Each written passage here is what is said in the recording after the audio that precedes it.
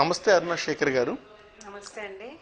చెప్పండి, మా శుభం ప్రేక్షకుల కోసం మీరు గుంటూరు రాక విశేషాలు, అలాగే మీరు సన్ గ్రీన్ ఆర్గానిక్స్ తరపున ఈరోజు గుంటూరుకి విచ్చేస్తున్నారు కదా, మరి ఈ అకాడమీలో మీ యొక్క రాక గురించి, అలాగే మీరు భవిష్యత్తులో ఇక్కడ చేయబోతున్న కార్యక్రమాల గురించి మా ప్రేక్షకుల కోసం కొంచెం వివరిస్తారా? తప్పకుండా అండి. ఈరోజు గుంటూరు రావడము దేనికంటే ఐటీసీ ద్వారా వాళ్ళ సిఎస్ఆర్ యాక్టివిటీలో రూరల్ డెవలప్మెంట్ కింద సాలిడ్ వేస్ట్ మేనేజ్మెంట్ అంటే చెత్తని విడిగొట్టడము, తర్వాత పర్యావరణ సంరక్షణ గురించి వాళ్ళు నన్ను ఇన్వైట్ చేశారు, రిసోర్స్ పర్సన్గా ఇన్వైట్ చేశారు. నిన్న నాదెండ్ల గ్రామము, తర్వాత ఒక 2-3 గ్రామాల్లో విజిట్ చేసి అక్కడ ఎడ్యుకేషన్ ప్రోగ్రామ్స్ కూడా చేసామన్నమాట. Solid waste management and environment protection, అంటే చెత్త నుంచి ఉపయోగకరమైనటువంటి నిర్వహణ చేయటం. నిజానికి మనము వేస్ట్ అంటేనే పనికి మాలింది, అంటే పనికిరానిది, ఉపయోగించంగా వ్యర్థంగా మిగిలింది. ఇప్పుడు దాన్ని మళ్ళీ ఉపయోగంలోకి తీసుకొస్తామని చెప్తున్నారు కదా. ఎస్, ఈ ప్రాసెస్ ఏంటి, విధానం ఏంటో మీరు చెప్పగలరా? నా ప్రకారము చెత్త అంటే చెత్త కాదండి, అది వ్యర్థ పదార్థాలు కావు, వనరులు అన్నమాట, రిసోర్సెస్. సో మనకి చెత్త అన్నప్పుడు రకరకాల చెత్త వస్తుంది అనమాట. అది దాదాపు తడి చెత్త అనేది ఎక్కువ ఉంటుంది. 60 నుంచి 70 శాతాలు మనకి తడి చెత్త ఉంటుంది. మనకి ఒక 20 శాతాలు వచ్చి ఇనార్గానిక్ వేస్ట్ అంటాము. అందులో మనకి ప్లాస్టిక్, మెటల్, గ్లాసు ఇవన్నీ మనకి ఇనార్గానిక్ కింద వస్తుంది. తర్వాత బయోహజార్డస్ వేస్ట్ ఉంటుంది, ఈ వేస్ట్ ఉంటుంది. బయోహజార్డస్ వేస్ట్ అనేది మనకి ఇన్సినరేట్ అవ్వాలి, అది దేనికి పనికిరాదు, రీసైకిల్ అవ్వదు అనమాట. సో మనకి మేజర్గా వచ్చేది 60 నుంచి 70 శాతాలు తడి చెత్త, అది వంటింటి చెత్త. అది మనము సేంద్రియ ఎరువుగా మార్చుకోవచ్చు, వర్మీ కంపోస్ట్గా మార్చవచ్చు. తర్వాత waste to energy, biomethanisation, cooking gas. So ఇలా దానికి actually end product is very useful. మనం ఏం చేస్తున్నామంటే అన్ని రకాల చెత్త కలిపి బయట వేసేసి మన పర్యావరణాన్ని పాడు చేసుకుంటూ మన పర్యావరణము, మన హెల్త్, మన భూమి ప్రతి ఒక్కటి మనము కాలుష్యం చేసుకుంటూ, and we are responsible for global warming and also human species కి మనమే ఒక అంతు తెచ్చుకుంటున్నాం. ఇందాక మీరు చెప్పినటువంటి మన వేస్టేజ్ లో, చెత్తలో 70% వరకు తడి చెత్త ఉంటుంది అని చెప్పారు. మిగతాది ఈ వేస్ట్ అని, బయో వేస్ట్ అని చెప్పి అవి రీసైకిల్ కానటువంటివి, ప్లాస్టిక్, గ్లాస్ అనేటువంటి పదార్థాలు మళ్ళీ తిరిగి ప్రయోజనంకి ఉపయోగపడినటువంటి, భూమిలో కలవనివి, మనకి సహాయకారి కానివి. ఈ 70% తడి చెత్తని సేకరించటం ఒక ఎత్తు, ఈ సేకరించిన దాన్ని మళ్ళీ ప్రొడక్టివ్గా ఉత్పాదక శక్తిగా మార్చడం మరొక ఎత్తు. ఇది ఏ విధంగా మనకి ప్రోడక్ట్ ఒక గృహిణికి అవుతుంది, అలాగే ఒక సమాజానికి అది అవుతుందో దాని విధానాన్ని కొంచెం వివరిస్తారా? సో మనకి ఇది చెత్త విడిగొట్టడం అంటే సెగ్రిగేషన్ అనేది ప్రతి ఇంట్లో మొదలవ్వాలండి. యాక్చువల్లీ ఇప్పుడు మేమేంటంటే ఒక కాన్సెప్ట్, మన ఇల్లు మన చెత్త మన కూరగాయలు, అంటే మన చెత్తని మనమే సేంద్రియ ఎరువుగా మార్చుకొని మన బాల్కనీలో లేకపోతే బ్యాక్ యార్డ్లో, మన బాల్కనీలో మనకు కావాల్సిన కూరగాయలని, పువ్వులను పండించుకోవచ్చు అనమాట. సో ఆ కాన్సెప్ట్ మీదే వర్క్ చేస్తున్నాము. దానికి ప్రతి రెసిడెంట్కి, అంటే ప్రతి మనిషికి దీని మీద అవగాహన కార్యక్రమాలు చేస్తున్నాం అనమాట. సో దాంట్లో ఎలా మనము విడిగొట్టాలి, దానికోసం మనము 3 రకాల బిన్స్ పెట్టుకోవడము, అంటే 2 రకాలైతే తప్పనిసరి పరిస్థితుల్లో ఫాలో చేయాలి.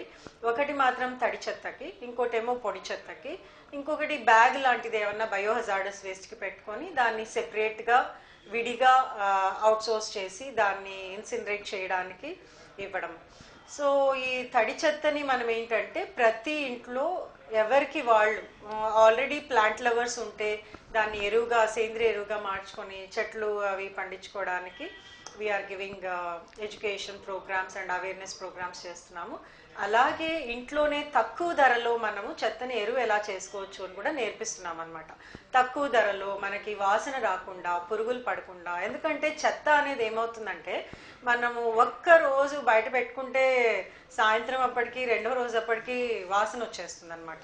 సరే పురుగులు పడ్డం, ఇంకా రెండో రోజు మూడో రోజు వచ్చిందంటే పురుగులు, దోమలు, ఈగలు వాలడం. సో అలా అందరికీ దిగులు అనమాట చెత్త అంటే. సో అలా ఒక ఏ దిగులు లేకుండా చెత్తని చక్కగా విడి చేసేసి వేరేగా పెట్టుకున్నాక మనకి ఆర్గానిక్ అంటే భూమిలో సులభంగా కలిసిపోయే చెత్తని మనము ఎరువుగా ఎలా మార్చుకోవాలి, దానికి సులభంగా చేసుకోవడానికి విధానాలు అవి కూడా నేర్పిస్తున్నాం అన్నమాట.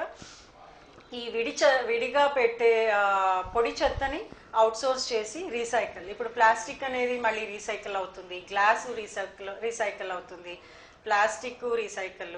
సో ఇలా ప్రతి ఒక్కటి ఇన్ఆర్గానిక్ అనేది ఏది మనము రీసైకిల్ చేసుకోవచ్చో దాని రీసైకిల్ ఇండస్ట్రీస్కి పంపించడానికి ఐఎమ్ అసోసియేటెడ్ విత్ ఐటీసీ అనమాట. ఐటీసీ ఇప్పుడు డ్రై వేస్ట్ కింద చాలా వర్క్ చేస్తున్నారనమాట. చాలా మున్సిపాలిటీస్కి they are giving advises in that. నేను వచ్చి ఇప్పుడు వెట్ వేస్ట్ పార్ట్నర్గా I'm a partner for ITC in 2 states, కర్ణాటకలో ప్లస్ మనకి ఇక్కడ తెలంగాణలో కూడా నేను పార్ట్నర్. ఇప్పుడు ఏపీ ప్రాజెక్ట్స్లో కూడా చేయబోతున్నా. సిఎస్ఆర్ యాక్టివిటీ కింద కూడా వాళ్ళకి రూరల్ డెవలప్మెంట్ ప్రోగ్రామ్స్లో నేను అవగాహన కార్యక్రమాలు కూడా నేను పార్టిసిపేట్ చేస్తున్నాను. అరుణాశేఖర్ గారు, ఇందాక మీరు చెప్పినటువంటి ప్రోగ్రాంలో అంటే వివరణలో ఒక గృహిణి తన చెత్తని, ఇంటిలో చెత్తని తను ఆర్గానిక్ అంటే భూమిలో కలిసి ఒక సేంద్రియ ఎరువుగా మార్చుకోవచ్చు అని చెప్పారు. అవును. మరి ఆ ప్రాసెస్ విధానం అనేది ఎలా ఉంటుంది, ఎన్ని రోజులు పడుతుంది, ఎంత ఖర్చు అవుతుంది దానికి? విధానం అనేది ఇప్పుడు మనము ఏ పాత బకెట్లో చేసుకోవచ్చు, మీ ఇంట్లో పాత పెయింట్ డబ్బాలు లేకపోతే బాస్కెట్స్లో చేసుకోవచ్చు. అంటే మనకి కంపోస్టింగ్ అనేది it's aerobic process. Aerobic process అంటే దానికి గాలి తగలాల్సి వస్తుంది అనమాట. ఆ బ్యాక్టీరియాస్ మనుషుల్లాగే వాటికి భోజనము, గాలి, నీళ్లు కావాలన్నమాట. అవి చక్కగా అందిందంటే చెత్తని ఎరువుగా మార్చేస్తుంది. సో దానికి మనము వంటింట్లో వచ్చే చెత్తకి మనకి కుళ్ళిపోయేటప్పుడు నైట్రోజన్ వస్తుంది. దాన్ని సమానంగా బ్యాలెన్స్ చేయడానికి మనము కార్బన్ యాడ్ చేసుకోవాల్సి వస్తుంది. ఈ కార్బన్ అనేది మనకి ఎండినాకుల్లో ఉంటుంది. తర్వాత సాడస్ట్, ఈ రంపం వస్తుంది కదా కార్పెంటరీ వర్క్లో వచ్చే దుమ్ము, తర్వాత ఈ కొబ్బరి పీచు పొడి, కోకోపీట్ పౌడర్ అంటాము. ఈ 3 మనము సమానంగా వాడుకొని చేసుకోవడం వల్ల మనకి ఈ వానపాములు, ఏ మట్టి ఏది లేకుండా ఓన్లీ సేంద్రియ ఎరువుగా మనము ఈ చెత్తని 30 రోజుల్లో మార్చేసుకోవచ్చు. మనము ఈ వేప పొడి వేసుకోవడము, తర్వాత ఇంట్లో ఉన్న పసుపు పొడి, పెరుగు, ఇలాంటి ఇంట్లో ఉన్న పదార్థాలే చల్లుకొని చేసుకోవడం వల్ల ఈ వేప పొడి it's a very good disinfectant. Pathogens, weeds, ఎలాంటి రకమైన హార్మ్ఫుల్ బ్యాక్టీరియాస్ని డెస్ట్రాయ్ చేసేసి మనకి pH బ్యాలెన్స్ అయిన ఆర్గానిక్ మెన్యూర్ తయారవుతుంది. సరే, ఏవైనా ఒక మహిళ తన ఇంట్లో ఒక రోజు ప్రొడ్యూస్ చేసే అంటే ఉత్పత్తి చేసే చెత్త అది మళ్ళీ తను రీప్రొడక్టివ్ గా అంటే తను ఒక మొక్కకి సేంద్రియ ఎరువుగా ఉపయోగించాలంటే మరి దానికి ఒక 30 days ప్రాసెస్, సుదీర్ఘమైన కాలం 30 days అంటే. ఇలా ప్రతిరోజు సేకరించిన చెత్తని, ఇంట్లో ఉత్పత్తి చేసే చెత్తని ఎరువుగా మార్చుకోవడానికి ఎన్నో బకెట్స్ కావాల్సి వస్తాయేమో. అవసరం లేదు. ఇప్పుడు మనకి ఒక ఫ్యామిలీ ఆఫ్ 4, ఒక్క సంసారంలో 4 ఉన్న ఫ్యామిలీస్ అనుకుందాం, 2, 3 ఉన్న ఫ్యామిలీస్ కి వాళ్ళు ఎంత వెజిటబుల్స్, ఎంత కూరగాయలు తింటారు, ఎంత ఫ్రూట్స్ తింటారు, దాన్ని బట్టి మనకి బకెట్ సైజు ఉంటుందన్నమాట. యాక్చువల్లీ మున్సిపల్ సర్వే ప్రకారము 300 grams ఆర్గానిక్ వేస్ట్ ఒక మనిషి నుంచి ప్రొడ్యూస్ అవుతుందండి. అంటే ఇప్పుడు ఒక ఫ్యామిలీలో 2 ఉన్నారనుకోండి, భార్యాభర్తలు మాత్రం, సో వాళ్ళకి 600 grams మనకి ఆర్గానిక్ వేస్ట్ ప్రొడ్యూస్ అవుతుంది. కొంచెం ఎక్కువ తినేవాళ్ళు అనుకో ఓకే, ఇంకో 100 grams ఎక్కువ, అంతే. సో మనకి ఆర్గానిక్ వేస్ట్లో దాదాపు 60 నుంచి 70% వాటర్ కంటెంట్ ఉంటుంది. సో మనకి అది కుళ్ళిపోయేటప్పుడు వాటర్ వచ్చేస్తూ ఉంటుంది కాబట్టి 4వ రోజు 5వ రోజుకి అది కుగ్గిపోతూ ఉంటుంది అనమాట బకెట్లో. అందుకనే మనకి ఒక 25 లీటర్ బకెట్ తీసుకున్నాం అనుకోండి, 25 లీటర్ బకెట్కి 4 వైపులు రంధ్రాలు పెట్టి చక్కగా ఒక మూత పెట్టుకొని మన కిచెన్ బాల్కనీలోనే, నేనైతే మా వంటింటి చెత్తని నేను మా బాల్కనీలోనే పెట్టుకొని చేస్తున్నాను. ఇంత మాత్రం కూడా వాసన ఉండదు. చక్కగా మనం ఒక పద్ధతిగా చేసుకున్నామంటే మనకి 2 బకెట్లు చాలండి. ఇప్పుడు ఒక్క బకెట్ నిండడానికి 30 రోజులు అయిందనుకో, ఈ నిండిన బకెట్ని పక్కన పెట్టుకొని ఖాళీగా ఉన్న ఇంకో బకెట్ తీసుకుని అదే పద్ధతి మనం ఫాలో చేసుకుంటే రెండో బకెట్ నిండే లోపల మనకి ఫస్ట్ బకెట్ లో సేంద్రియ ఎరువు తయారైపోతుంది. సో ఆ తయారైన ఎరువుని మనము చెట్లకు వేసేసుకోవచ్చు. లేకపోతే మనకి చెట్లు లేదు ఇంట్లో అంటే ఎవరు పండిస్తున్నారో వాళ్ళకి గిఫ్ట్ గా బహుమతిగా ఇచ్చేయచ్చు. లేకపోతే అది కూడా వద్దు అంటే వాకింగ్ వెళ్ళేటప్పుడు ఏ పార్క్ లోనో తీసుకెళ్లి చెట్లకు వేసేయచ్చు. సో అలా మన భూమిని చెత్తని బయటపడేసే దానికన్నా మనం ఎరువు బయట వేసామనుకోండి, అది పర్యావరణానికి మంచిది, మన మనుషులకి మంచిది, మన ఆరోగ్యానికి మంచిది. అరుణశేఖర్ గారు, ఒక గృహిణి తన చెత్తని అంటే మంచి నిర్వహణతో, సరైన నిర్వహణతో ఎలా సేంద్రియ ఎరువుగా మార్చొచ్చో చక్కగా వివరించారు. మరి మీరేమో ఆల్రెడీ 2 రాష్ట్రాలలో ఈ వేస్ట్ మేనేజ్మెంట్ మీద, చెత్త నిర్వహణ మీద మీరు అనేక కార్యక్రమాలు చేస్తూ ఐటీసీ లాంటి బహుళస్థాయి కంపెనీలతో మీరు భాగస్వామ్యం అయ్యారని చెప్పారు కదా. మరి ఈ ఆంధ్రప్రదేశ్ రాష్ట్రంలో మీ సంస్థ తరపున, సన్ గ్రీన్ ఆర్గానిక్స్ తరపున ఎలాంటి సేవా కార్యక్రమాలు ఇంకా కొనసాగబోతున్నాయి? ఇక్కడ గుంటూరుకి చెందినటువంటి ఏ సంస్థలతో మీ ఒప్పంద భాగస్వామ్యాలు కొనసాగబోతున్నాయి? యాక్చువల్లీ ఆంధ్రప్రదేశ్ లో నేను ఆల్రెడీ వర్క్ స్టార్ట్ చేస్తున్నానండి. మనకి జనవరి మంత్ లోనే నేను వైజాగ్ లో ఒక గ్రీన్ ఫేస్ ఎన్జిఓస్ తో కూడా అసోసియేట్ అయ్యి అక్కడ అవగాహన కార్యక్రమాలు చేశామన్నమాట. ఈవెన్ విజయవాడలో కూడా దాదాపు ఒక 2-3 సార్లు వచ్చి ఈ కార్యక్రమాలు చేసి నియర్లీ ఒక 200 నుంచి 300 ladies house wife started with home composting. వాళ్ళు చెత్తని వాళ్ళే ఎరువుగా మార్చుకొని వాళ్ళ చెట్లు కూరగాయలన్నీ పండించుకుంటున్నారు. తర్వాత గుంటూరులో కూడా ఇది నేను రావడం రెండోసారి. సో గుంటూరులో ఇప్పుడు ఐటీసీ సిఎస్ఆర్ యాక్టివిటీ కింద రూరల్ డెవలప్మెంట్ ప్రోగ్రామ్స్ లో నిన్న అవగాహన కార్యక్రమం చేశాము. ఈ అకాడమీ శ్రీలక్ష్మి గారు ఈ అకాడమీతో కూడా ఇప్పుడు అసోసియేట్ అయ్యి చాలా వరకు we are planning lot of activities అన్నమాట. అంటే ఈ అవగాహన కార్యక్రమాలు, తర్వాత దీన్ని మనము ఇంప్లిమెంటేషన్స్, ఇలాగే మనము ప్రతి ఇళ్ళకి వెళ్ళి ఒక సిఆర్పిస్ ని అపాయింట్ చేసి అవగాహన కార్యక్రమాలు చేయడము. సో అలా రకరకాలుగా ప్లాన్ చేస్తున్నాం అన్నమాట. వెరీ షార్ట్లీ ఈ రకమైనటువంటి ప్రచార మరి సేవా కార్యక్రమాలకి మీకు చాలా సమయము, చాలా ధనం కూడా వ్యయమవుతుంది కదా. దీన్ని సమకూర్చడానికి ఏవైనా ప్రభుత్వేతర సంస్థలు ముందుకు వచ్చాయా? అలా ఏం లేదండి. మీరు ఇది సెల్ఫ్ ఇంట్రెస్టెడ్? అవును, సెల్ఫ్ ఇంట్రెస్టెడ్, సెల్ఫ్ మోటివేటెడ్ అన్నమాట. ఇది నాకు దాదాపు 10 సంవత్సరాల నుంచి ఇది చేస్తున్నాను. ఇది ఇలా చెత్తని ఎరువుగా మార్చుకోవచ్చు అని తెలిసిన దగ్గర నుంచి ఇది నాకు చెట్లంటే నాకు చాలా ఇష్టం కాబట్టి సో ఈ దిక్కులో చేయాలి అని ఐ జస్ట్ కేమ్ అప్. ఇది ఇంత మంచి కార్యక్రమాన్ని ఒక పాఠ్యాంశంగా స్కూల్ విద్యార్థుల నుంచి ప్రారంభించే చర్యగా మీరు ప్రభుత్వానికి కానీ ఎవరికైనా సూచన చేశారా? This is a great programme, so why don't you support in schools about this education programmes? Implementation చేస్తున్నాను ఆల్రెడీ. ఇది హైదరాబాద్ లో మేము చాలా వరకు ఒక 4-5 స్కూల్స్ లో ఎడ్యుకేషన్ ప్రోగ్రామ్ అనేది నేను దాదాపు ఒక 100 స్కూల్స్ లో చేస్తున్నాను ఇప్పటి వరకు. ఈ అవగాహన కార్యక్రమాలు, educating about waste management and environment protection మీద not only schools, even colleges, corporates, government bodies, అలా రకరకాల పబ్లిక్ కి నేను ఇప్పటి వరకు దాదాపు ఒక 150 నుంచి 200 కార్యక్రమాలు చేస్తుంటాను. అందులో ఇంప్లిమెంటేషన్స్ కూడా ఇచ్చున్నాను అనమాట. చాలా వరకు చాలా కమ్యూనిటీస్ వాళ్ళకి, హౌసింగ్ సొసైటీస్ వాళ్ళకి, తర్వాత స్కూల్స్ లో వాళ్ళకి ఎంత ప్లేస్ ఉంది, ఎంత చెత్త వస్తుంది, దాన్ని బట్టి వాళ్ళకి ఫీజిబుల్ అండ్ సస్టైనబుల్ సొల్యూషన్స్ ని ఈ వరకే చాలా వరకు అందించున్నాను. అది కాకుండా ఈవెన్ కార్పొరేట్స్ కి, గవర్నమెంట్ బాడీస్ కి, then lot of pharma companies కి కూడా నేను even our international GMR airport లో కూడా మేము మషిన్స్ పెట్టామన్నమాట. చెత్తని 15 నిమిషాల్లో ఎరువుగా మార్చుకునే మషిన్స్. అంటే అది ఎలా వర్క్ చేస్తుందంటే మనకి మషిన్ లో మనము చెత్త, ఎండినాకులు, తడి చెత్త అన్ని వేసేసి మషిన్ ఆన్ చేసేస్తే 15 నిమిషాల్లో మనకి homogenised, pH balanced, odour free manure వచ్చేస్తుంది. అంటే మనకి వాసన లేకుండా చక్కగా రా మెన్యూర్, రా అంటే పచ్చిగా ఎరువు వచ్చేస్తుంది అనమాట. దాన్ని మనము 7 రోజుల దాకా క్యూరింగ్ చేసుకుంటాము. అందులో మనము బయో ఇనాక్యులమ్స్ అని శానిటైజర్స్ అని వాడి ఒక 7 రోజులు క్యూరింగ్ చేస్తే మనకి 9వ రోజు 10వ రోజుకి ఆర్గానిక్ మెన్యూర్ సేంద్రియ ఎరువు తయారైపోతుంది. ఇవి ఎందుకు అవసరం అంటే మనకి ఇప్పుడు డంపింగ్ యార్డ్స్ అనేది ప్లేస్ లేదనమాట. మన అర్బనైజేషన్ ఇండస్ట్రియలైజేషన్ పెరిగే కొద్దిగా మనకి పాపులేషన్ జనాభా పెరిగే కొద్దిగా మనకి చెత్త అనేది రోజు రోజుకి పెరిగిపోతూ ఉందన్నమాట. ఆ చెత్తని వేయడానికి మనకి చోటు లేదు.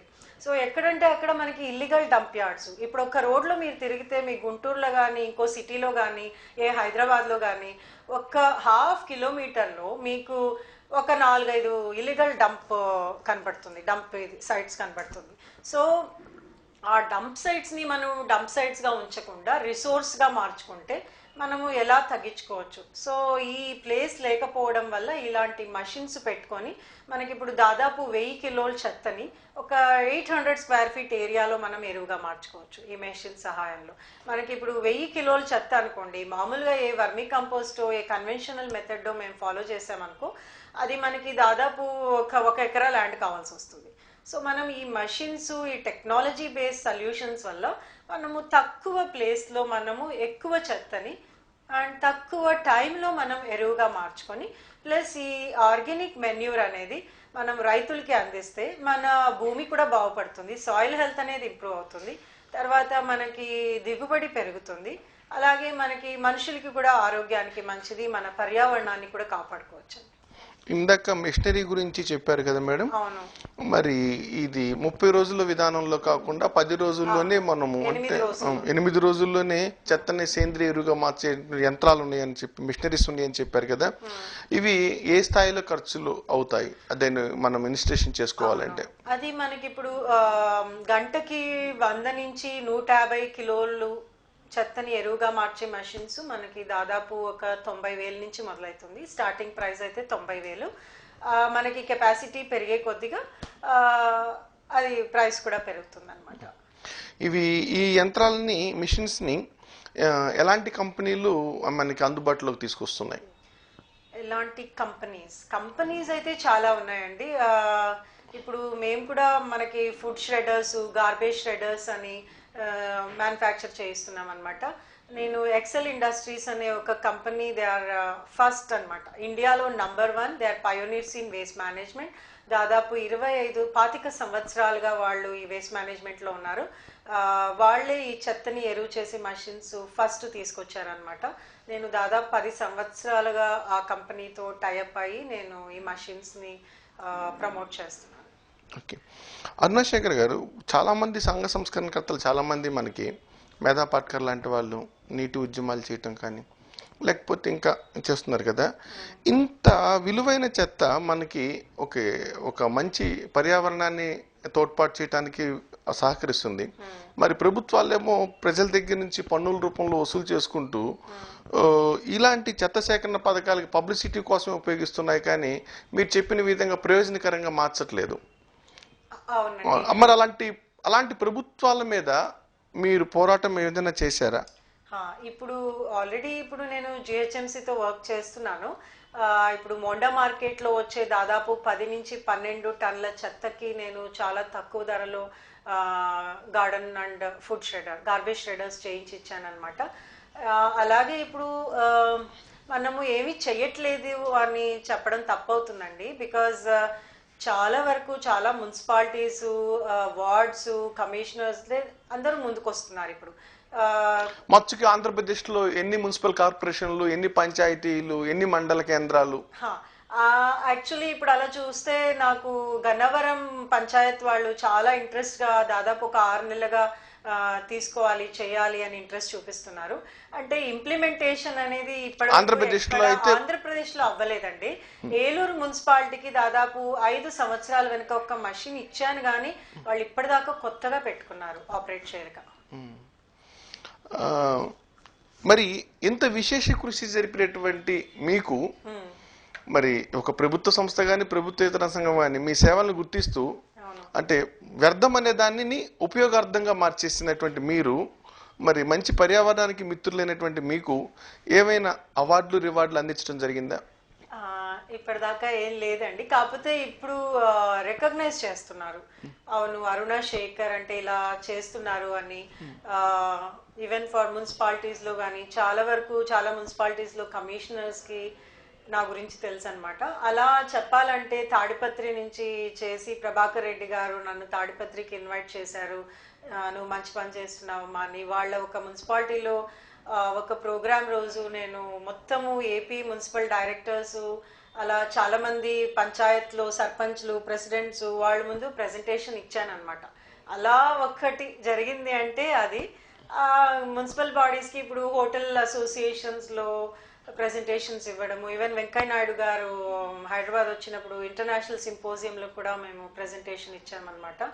అలా వాళ్ళు వాళ్ళ ట్రస్ట్ స్వర్ణ భారతి ట్రస్ట్కి విజయవాడ నుంచి నేను అక్కడ వెళ్ళి కలిశాను, స్వర్ణ భారతి ట్రస్ట్లో కలిశాను. బట్ వాళ్ళ స్కూల్స్లో పెట్టుకోవాలి అది ఇది ఇంట్రెస్ట్ చూపించారు, కానీ ఇప్పటిదాకా ఏమీ జరగలేదు. అరుణ శేఖర్ గారు, మా శుభం ప్రేక్షకుల తరపున చివరిగా ఒక ముఖ్యమైన ప్రశ్న అండి. ఇప్పుడు మా సినీ ప్రపంచానికి ఆకర్షితులైనటువంటి మా యావత్ ఆంధ్ర ప్రజలు, ప్రేక్షకులు ఒక రకమైన పోకడలో ఉన్నారు. ఎలాగంటే ఒక హీరో గ్రామాన్ని దత్తత తీసుకుంటున్నాడు, లేదా ఒక రాజకీయ నాయకుడు గ్రామాన్ని దత్తత తీసుకుంటున్నాడు అని చెప్పి ఒక ప్రముఖ హీరో చేసినటువంటి ప్రచార సినిమాకి వీళ్ళు అంబాసిడర్స్ గా ఉంటున్నారు తప్పితే వాళ్ళు ఏం సాధించారు అనేది, ఆ గ్రామానికి ఏమి ప్రయోజనం కలిగింది అనేది ఇంతవరకు గుర్తింపు అయితే ఎక్కడా కూడా వెనికిడి లేదు. బట్ ఈ దత్తత తీసుకునే కార్యక్రమాలు ప్రపంచం చేస్తుందే కానీ ఎవరు కూడా సేవా కార్యక్రమాలని ప్రజలకి ప్రయోజనకరమైన కార్యక్రమాలు చేయట్లేదు. మీరు అన్ని ప్రాంతాల్లో ఎక్కువగా ప్రచారం చేస్తూనే, ఎడ్యుకేట్ చేస్తూనే మీ సర్వీసెస్ని యూటిలైజ్ చేస్తున్నారు కదా, దాన్ని ఇన్ఫోర్స్ అమల్లోకి తీసుకొచ్చేంత కార్యక్రమాన్ని బలోపేతం చేయటానికి మీరు ఎప్పుడు పూనుకోగలరు? ఆంధ్రప్రదేశ్లో మాకు అలాంటి అభివృద్ధి ఫలాలు ఎప్పుడు చూపించగలరు?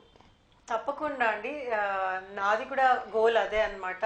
ప్రతి మనిషి కూడా ఈ వేస్ట్ మేనేజ్మెంట్ చేయడము, పర్యావరణాన్ని కాపాడుకోవడము, స్వచ్ఛ భారత్ చేయడానికి ఒక్క అడుగు ముందు వేయాలని నా కోరిక. ఆ దిక్కులో అనుకోకుండా I'm meeting lot of people and really it is happening అనమాట.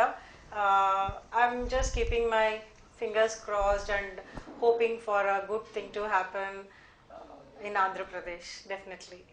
Okay. Thank you, Aruna Shekhar garu. మీరు వేస్ట్ మేనేజ్మెంట్ అంటే వ్యర్థ నిర్వహణతో మంచి పర్యావరణాన్ని సాధించవచ్చు అని చెప్పి, ఒక ప్రకృతివరమైనటువంటి మన మానవ అంటే హితమైనటువంటి ఆ సేంద్రియ ఎరువుని రూపొందించుకొని మంచి పర్యావరణాన్ని తీసుకురావచ్చు అని చెప్పేసి ప్రచార కార్యక్రమాన్ని చక్కగా నిర్వహిస్తున్నారు. అలాగే 2 రాష్ట్రాల్లో మీ కార్యక్రమాలు కొనసాగుతున్నాయి. ప్రస్తుతం ఐటీసీ ద్వారా కూడా ఇంకా మంచి కార్యక్రమాలు మరి ప్రమోట్ చేసే కార్యక్రమాలని ఎడ్యుకేట్ చేయడానికి ఇక్కడ గుంటూరుకు విచ్చేసామని చెప్పారు. అలాగే ఈ అకాడమీ కేంద్రంగా మీరు ఈ ప్రచార కార్యక్రమంలో కానివ్వండి, రేపు భవిష్యత్తులో ఆచరణ కార్యక్రమాలు ఏవైతే చేపట్టబోతున్నారో అవన్నీ కూడా విజయవంతం కావాలని శుభం టీవీ తరపున, అలాగే మా ప్రేక్షకుల తరపున మేము హృదయపూర్వకంగా మేము అభిలషిస్తున్నాము, ఆకాంక్షిస్తున్నాము, మనపూర్వకంగా కృతజ్ఞతలు తెలుపుకున్నాం. నమస్కారం. Thank you so much.